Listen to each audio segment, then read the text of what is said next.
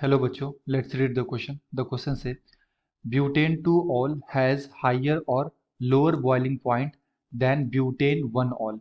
तो हमें बताना है बच्चों कि इसमें से जो हमारा ब्यूटेन टू ऑल है इसका हायर बॉइलिंग पॉइंट होगा फिर या लोअर बॉइलिंग पॉइंट होगा। सो फर्स्ट ऑफ ऑल हम लोग बात करते हैं बच्चों यहाँ पे की कॉन्सेप्ट। तो ये क्वेश्चन आया बेसिकली बच्चों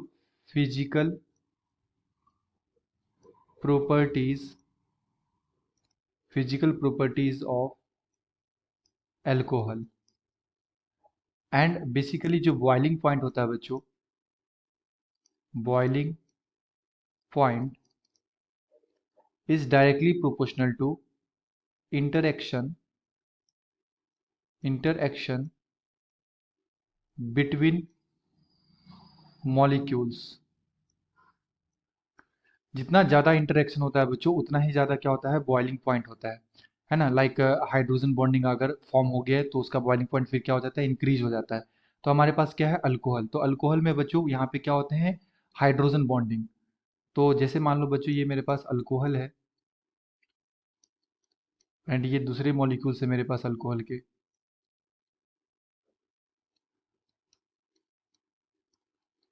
एंड इस तरह से। तो बेसिकली क्या होता है बच्चों, ऑक्सीजन इज हाईली इलेक्ट्रोनेगेटिव, तो इसके ऊपर पार्सली नेगेटिव चार्ज, एंड यहाँ पे भी क्या हो जाएगा, पार्सली नेगेटिव चार्ज। तो इस हाइड्रोजन के ऊपर क्या आ जाएगा, पार्सली पॉजिटिव चार्ज। तो हाइड्रोजन एंड ऑक्सीजन के बीच में यहाँ पे क्या हो जाता है बच्चों, एच बॉन्डिंग, हाइड्रोजन बॉन्डिंग। इसी तरह से यहाँ पे भी हो जाता है बच्चों।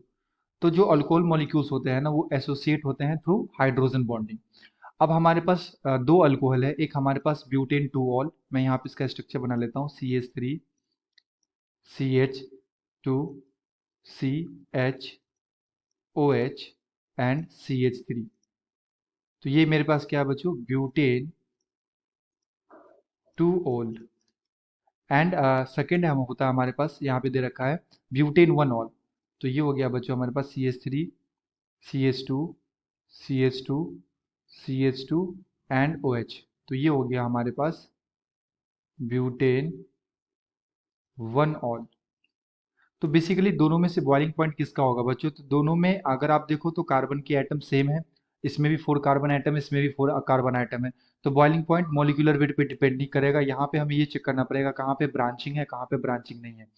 तो अगर आप देखो तो ये जो हमारे पास ब्यूटेन टू ऑल है तो इसमें क्या है बच्चों, ब्रांचिंग। एंड अगर ब्रांचिंग अल्कोहल होता है, अगर हमारे पास ब्रांचिंग अल्कोहल होते हैं तो बेसिकली इसमें स्टेरिक हिंड्रेंस होने लगता है, स्टेरिक हिंड्रेंस। और स्टेरिक हिंड्रेंस के वजह से बच्चों हाइड्रोजन बॉन्डिंग क्या हो जाता है, वीक। हाइड्रोजन बॉन्डिंग क्या हो जाता है बच्चों, वीक हो जाता है। क्योंकि सरफेस एरिया जितना ज़्यादा रहेगा स्टेरिक हिंड्रेंस उतना ज़्यादा बढ़ेगा। क्योंकि ये जो अल्काइल ग्रुप्स होते हैं ये बल्की ग्रुप्स होते हैं।